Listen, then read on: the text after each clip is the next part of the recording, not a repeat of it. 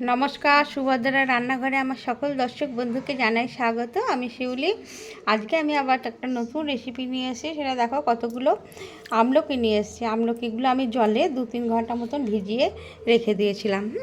এবারে এগুলোকে আমি জল থেকে তুলে নিয়ে একটু গরম জলের মধ্যে একটু 10 মিনিট একটু সিদ্ধ করে নেব।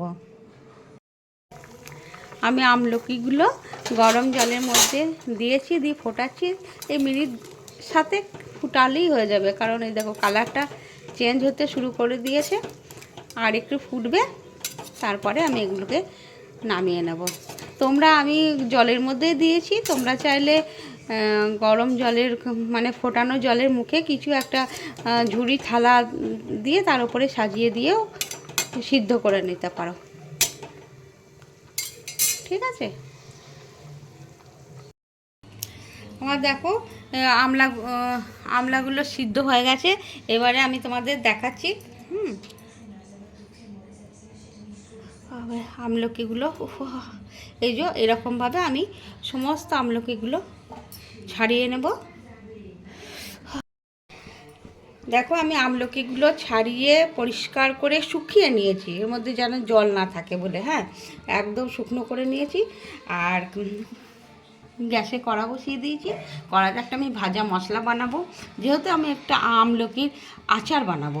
চটপটা ঝাল মিষ্টি, টক ঝাল মিষ্টি আচার হবে। আর আমি নিয়েছি গোটা ধনে, জিরে, মৌরি, এটা আছে মেথি, আর গোলমরিচ, আর দুটো শুকনো লঙ্কা, কালো গোলমরিচ। এইগুলো আমি ড্রাই রোস্ট করব। একটু ভেজে নিয়ে তারপরে গুঁড়ো করে নেবো মিক্সিতে।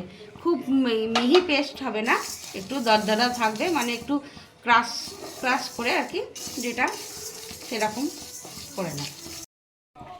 আমি কড়াতে তেল দিয়ে দিয়েছি।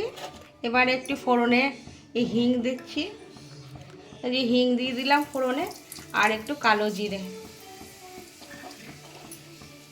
এবারে আমি আমলকিগুলো দিয়ে দিচ্ছি।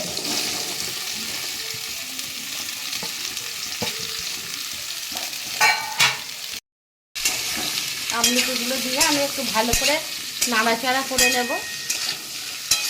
আমি সর্ষের তেল দিয়েছি। আচারে সর্ষের তেলই যাই ভালো। এবারে আমি হলুদ দিচ্ছি,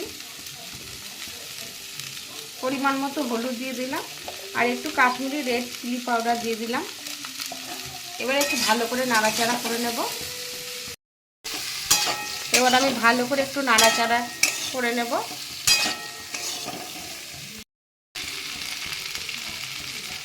এবার আমি একটু লবণ দিয়ে দিলাম, রেগুলার লবণটা দিলাম, আর একটু বিট লবণ দিয়ে দিলাম।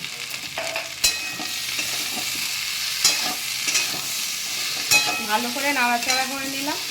আমি হিং দিয়েছি, কারণ হিংটা কী করে বলো তো, সংরক্ষণের জন্য। হিং দিলে সংরক্ষণ করে রাখার জন্য খুব ভালো, তাহলে নষ্ট হবে না। এবারে আমি যে মশলাটা বানালাম, ভাজা মশলাটা, একটু মশলা দিয়ে দিলাম, 2 চামচ মশলাকে দিই।